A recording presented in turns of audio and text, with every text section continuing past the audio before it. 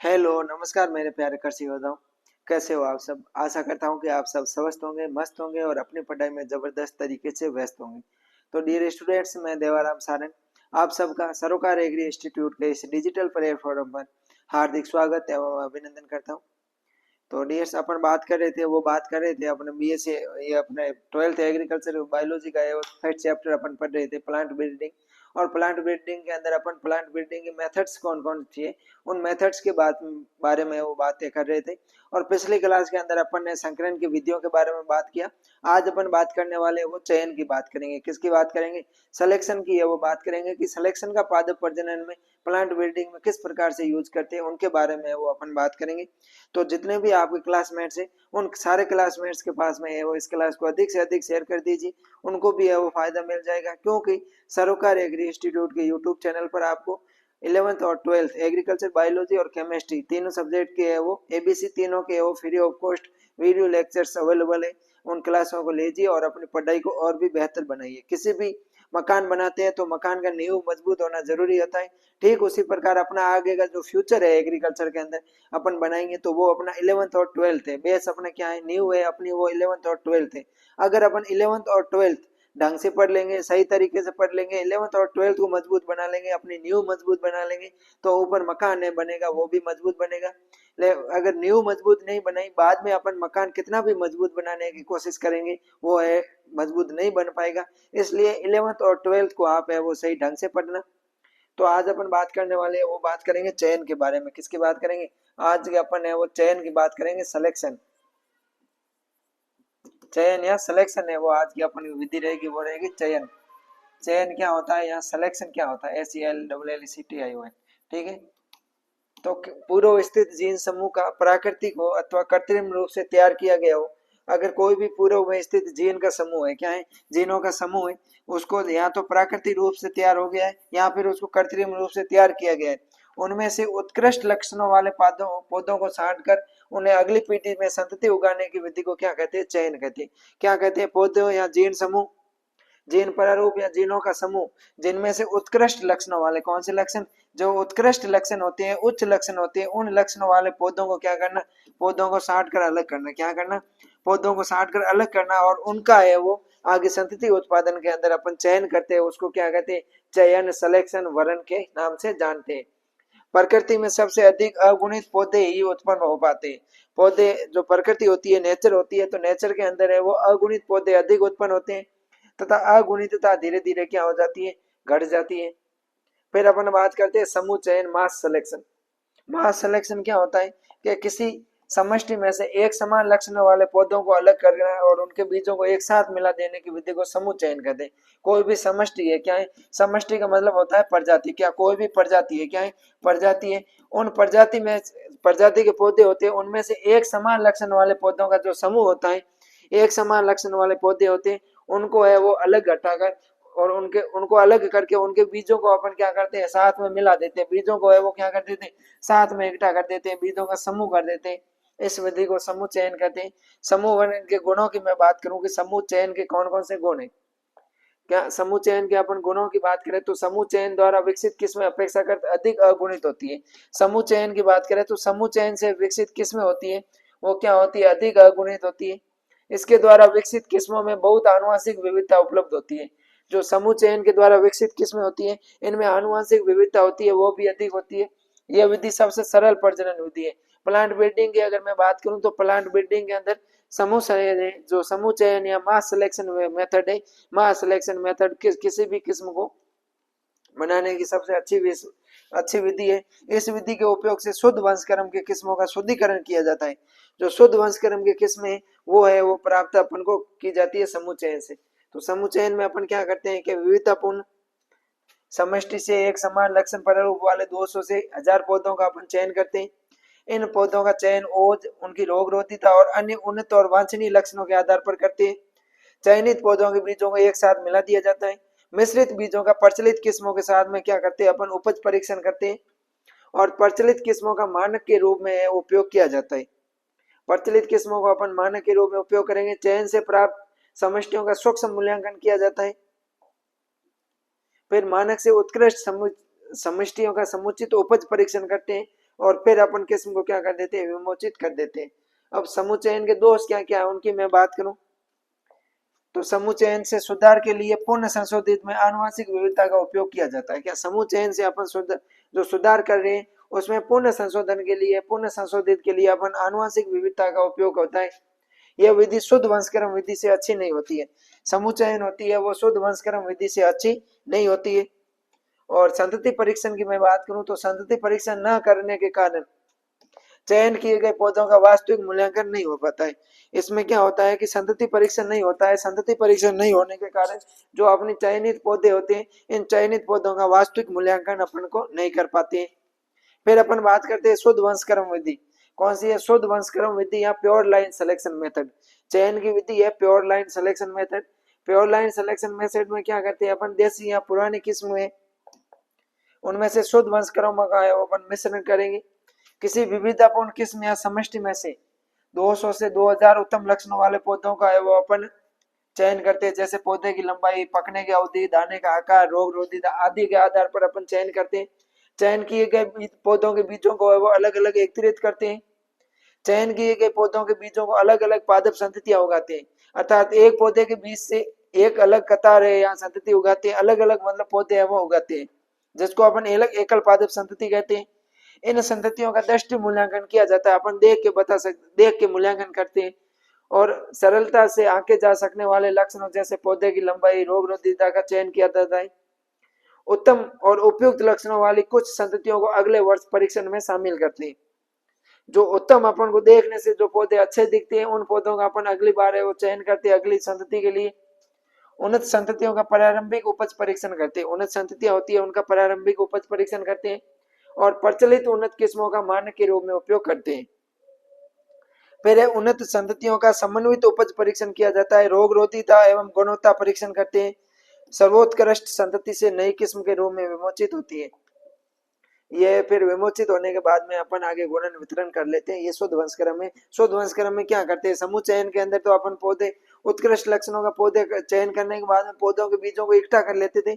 लेकिन शुद्ध वंशक्रम चयन में अपन प्योर लाइन सिलेक्शन के अंदर क्या करते हैं कि जो अपने पौधे हैं उन पौधों के बीजों का उत्पादन अलग अलग करके अपन नई किस्म का विमोचन करते हैं और इसमें कोई विशेष नहीं है।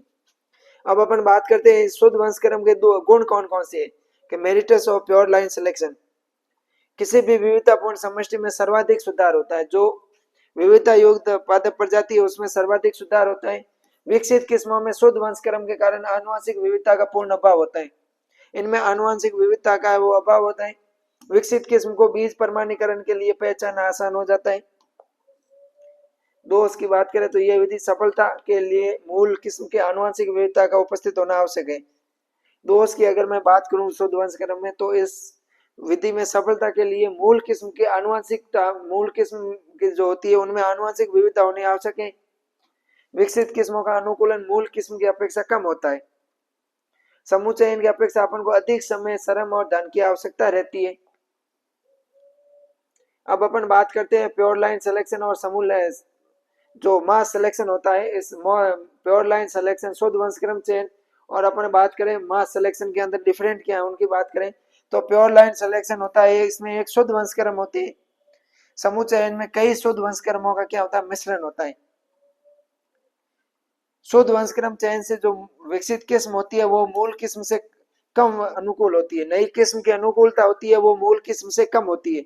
शुद्ध वंशक्रम से चयन किस्म में अनुकूलता होती है वो मूल किस्म से कम होती है और समूह चयन में जो अनुकूलता होती है वो मूल किस्म के समान होती है। शुद्ध वंशक्रम चयन से जो विकसित किस्म होती है इनका उत्पाद होता है वो मूल किस्म के समान होता है और समूह चयन में जो उत्पाद होता है वो क्या होता है, अपेक्षाकृत विविधतापूर्ण होता है, अलग अलग उत्पाद होता है। और अपन बात करें तो शुद्ध वंशक्रम चयन में बीज प्रमाणीकरण के लिए क्या हो जाती है, सरल हो जाती है, जबकि समूह चयन बीज प्रमाणीकरण के लिए अधिक कठिन होते हैं। शुद्ध वंशक्रम में नई किस्मों को तैयार होने में 8 वर्ष का समय लगता है और समूह चयन में 7 वर्ष का समय लगता है। और शुद्ध वंशक्रम में नई किस्मों में पुनः चयन का प्रभाव होता है वो प्रभावहीन होता है, समूह चयन में प्रभावशाली होता है।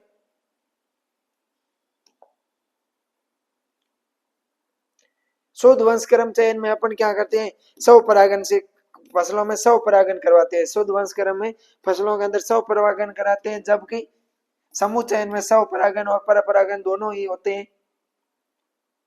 शुद्ध वंश क्रम में नई किस्म होगी, उनमें आनुवंशिक विविधता होगी, वो अनुपस्थित होगी। क्या होगी? शुद्ध वंश क्रम में नई किस्म के अंदर आनुवंशिक विविधता अनुपस्थित होगी, जबकि समूह चयन में आनुवंशिक विविधता होगी, वो नई किस्म के अंदर उपस्थित होगी। शुद्ध वंश क्रम में वो संततियों का चयन किया जाता है, और मास सिलेक्शन के अंदर समूह चयन में है, साधारणतः संततियों का है वो सिलेक्शन नहीं करते हैं। शुद्ध वंश क्रम में सुधार के जो परिणाम होते हैं वो सर्वाधिक होते हैं, और मास सिलेक्शन में होते हैं वो मास कम होते हैं सिलेक्शन। अब अपन बात करते हैं पर परागित फसलों में चयन की विधियां। पर परागित फसलों के अंदर अगर बात करें तो फसलें अपन को पता है, एक होती है स्व परागित और एक होती है पर परागित। स्व परागित में अपन ने पढ़ लिया कि मास सिलेक्शन और प्योर लाइन सिलेक्शन होती है। अब अपन बात करेंगे क्रॉस पॉलिनेटेड क्रॉप्स होती है, उनके अंदर सिलेक्शन की कौन कौन सी मेथड्स होती है। पर परागित फसलों में उपयोग लाई जाने वाली कुछ विधियां हैं, वो निम्न प्रकार की है। समूह चयन और आवर्ती चयन है। कौन सी है? समूह चयन और आवर्ती चयन। समूह चयन की मैं बात करूं तो समूह चयन पर परागित फसलों में सुधार की सबसे पुरानी विधि होती है। इस विधि में अच्छे और वांछनीय लक्षण प्रारूप वाले बहुत से पौधे चुने जाते हैं। इसके अंदर क्या करते हैं? अच्छे लक्षण वाले पौधे होते हैं, उनको आप चुनकर अलग करते हैं। इन पौधों पर मुक्त परागण या प्राकृतिक परागण द्वारा उत्पन्न बीजों को एकत्रित करके आपस में मिला देते हैं। पहले तो अपन क्या करेंगे, जो अच्छे गुणों वाले पौधे होते हैं उनको चयन करेंगे। उनके चयन करने के बाद में उनको लगा के वो उनके अंदर अपन मुक्त परागण होने देंगे, यानी पर परागण होने देंगे। तो पर परागण से जो बीज अपन को प्राप्त होंगे, उन बीजों को एकत्रित करके आपस में मिला देते हैं। इस प्रक्रिया को पुनः दोहराया जाता है, और इस प्रकार प्राप्त बीजों के मिश्रण से अगली पीढ़ी उगाई जाती है। यह प्रक्रिया है वो पुनः दोहराई जाती है, और इस प्रकार प्राप्त बीजों के मिश्रण से अगली पीढ़ी उगाई जाती है। इस विधि में सफलता पादप प्रजनन की योग्यता और जनसंख्या की उपस्थिति के ऊपर निर्भर करती है। फिर है आवर्ती चयन। आवर्ती चयन का विचार है सर्वप्रथम हेज व गार्बर ने दिया था। किसने दिया था? हेज और गर्बर ने वो 1919 के अंदर दिया था। सो जो अपने ये आवर्ती चयन है, रिकरेंट सिलेक्शन है, इसके बारे में सर्वप्रथम 1919 में हेज और गर्बर ने दिया था। ईस्ट और जॉन्स ने वो 1920 में दिया था। इसका उद्देश्य होता है पर परागित फसलों में किसी एक लक्षण के लिए अधिक से अधिक ऐच्छिक जीनों को एक जनसंख्या में एकत्रित करना। आवर्ती चयन का उद्देश्य क्या होता है कि जो पर परागित फसलें होती हैं उनमें किसी एक लक्षण को, यह जो किसी एक प्रजाति के अंदर है वो स्थापित करना, साथ ही साथ जनसंख्या में आनुवंशिक विविधता भी बनी रहती है। आवर्ती चयन होता है वो मूल रूप से 4 प्रकार का होता है। सिंपल रिकरेंट सिलेक्शन सरल आवर्ती चयन, सामान्य संयोजन क्षमता के लिए आवर्ती चयन, recurrent selection of for general combining ability सामान्य संयोजन क्षमता के लिए आवर्ती चयन, विशिष्ट संयोजन क्षमता के लिए आवर्ती चयन। ये होता है अपना आवर्ती चयन 4 प्रकार का होता है। सरल आवर्ती चयन, सामान्य संयोजन क्षमता के लिए आवर्ती चयन और विशिष्ट आवर्ती चयन। चौथा है अपना व्युत्क्रम आवर्ती चयन। कौन सा है? व्युत्क्रम आवर्ती चयन। सरल आवर्ती चयन है सामान्यतः भुट्टे से पंक्ति के रूपांतरण, यानी कि जो मक्का में पंक्ति रूपांतरण होता है वो सरल आवर्ती चयन होता है। ये अपने सरल आवर्ती चयन, इसमें क्या करते हैं कि किसी विविधतापूर्ण समष्टि में से उत्कृष्ट और वांछनीय लक्षणों प्रारूप वाले कई पौधों का अपन फर्स्ट वर्ष चुनाव करते हैं, फिर समष्टि में मुक्त परागण करवाते हैं अथवा प्राकृतिक परागण होने देते हैं। चयन किए गए पौधे के बीजों को है वो आपस में मिला लेते हैं। ये करते हैं अपन फर्स्ट वर्ष। फिर सेकंड वर्ष क्या करते हैं? मिश्रित बीजों से अगली पीढ़ी है वो उगाते हैं। प्रथम वर्ष की क्रियाएं है वो दोहराते हैं, और जनक चक्र को एक या एक अधिक बार है वो अपन अपनाया जा सकता है। फिर अपन क्या करते हैं? उपज परीक्षण करते हैं।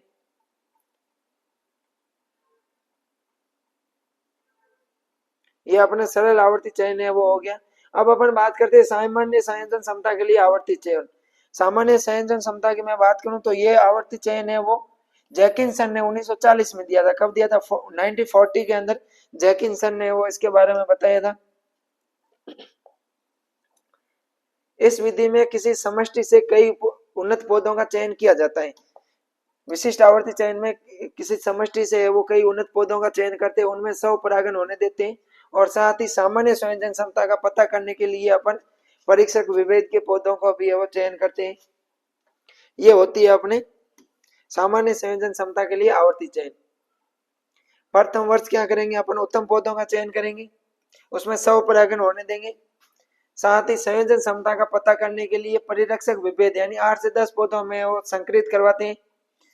चयनित पौधों में नर जनक के रूप में एक परिरक्षक विभेद की 8 से 10 पौधों को मादा जनक के रूप में संकरित करेंगे। फिर है वो अपन स्वपरागित करवाते हैं, अपन को संतति प्राप्त हो जाती है। लगभग अपन को 6 वर्षों के अंदर है वो क्या हो जाती है, संतति प्राप्त हो जाती है। फिर अपने विशिष्ट संयोजन क्षमता के लिए आवर्ती चयन। विशिष्ट संयोजन क्षमता के लिए आवर्ती चयन की मैं बात करूं तो इस विधि का प्रस्ताव है हाल ने 1945 में दिया था। किसने दिया था, हाल ने 1945 के अंदर है वो दिया था कि यह विधि सामान्य संयोजन क्षमता के आवर्ती चयन के समान ही होती है। विशिष्ट संयोजन क्षमता होती है वो सामान्य संयोजन के समान ही होती है, लेकिन इसका उद्देश्य होता है वो पादप जनसंख्या की विशिष्ट संयोजन क्षमता को बढ़ाना होता है। इसमें परिरक्षक के रूप में अंत प्रजात विभेद को संकलन करवाया जाता है। ये होता है अपना विशिष्ट आवर्ती चयन, जो उसके सरल आवर्ती चयन के समान ही होती है। सामान्य संयोजन विशिष्ट सामान्य संयोजन क्षमता के समान ही होती है। फिर है अपनी युद्धक्रम आवर्ती चयन, रेप्लिकल रिक्वायरमेंट। इस विधि का सुझाव है, अगर मैं बात करूं युद्धक्रम आवर्ती चयन का सुझाव कॉमस्टॉक, रॉबिन्सन और हार्वे ने दिया था। किसने दिया था, कॉमस्टॉक, रॉबिन्सन और हार्वे ने 1949 के अंदर दिया था।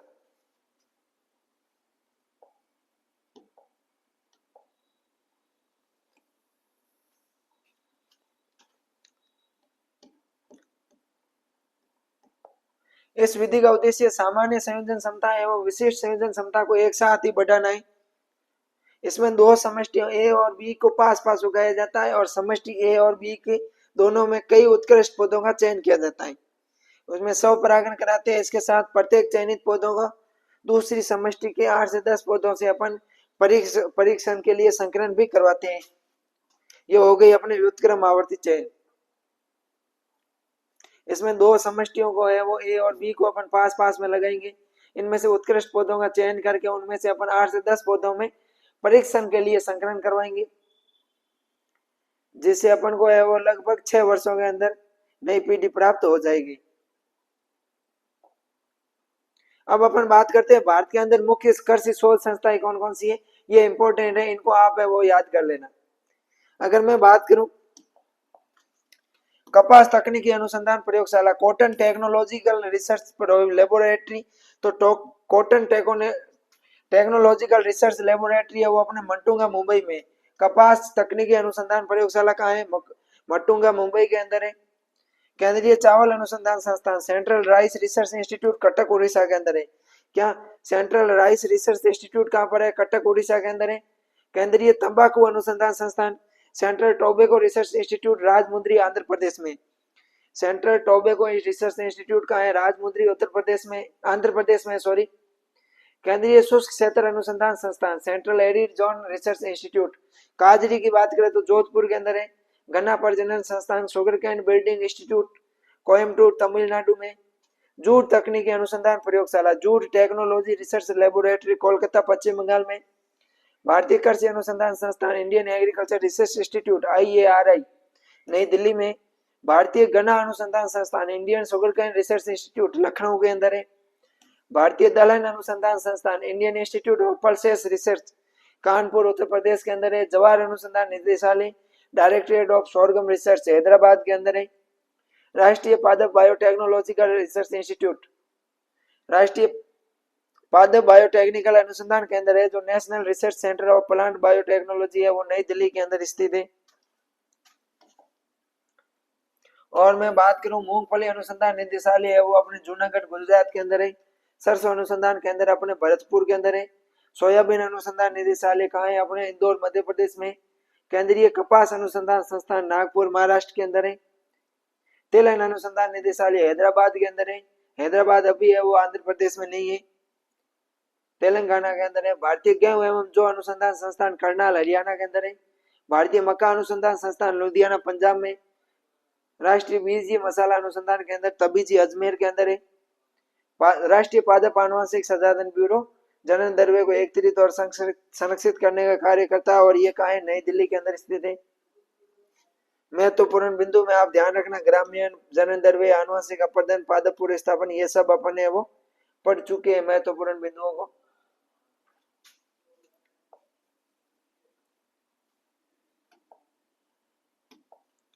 तो आज की क्लास के अंदर है वो अपन भी ये 12th एग्रीकल्चर बायोलॉजी का फर्स्ट चैप्टर है वो अपने कंप्लीट होता है। अगर इस चैप्टर में आपको कोई भी किसी भी तरह का डाउट है तो आप कमेंट कर देना, आपको है वो अलग सेक्शन के माध्यम से समझा दिया जाएगा। तो मिलते हैं अपन नेक्स्ट क्लास में, तब तक के लिए मस्त रहिए, हंसते रहिए, पढ़ते रहिए और एंजॉय कीजिए। Thank you.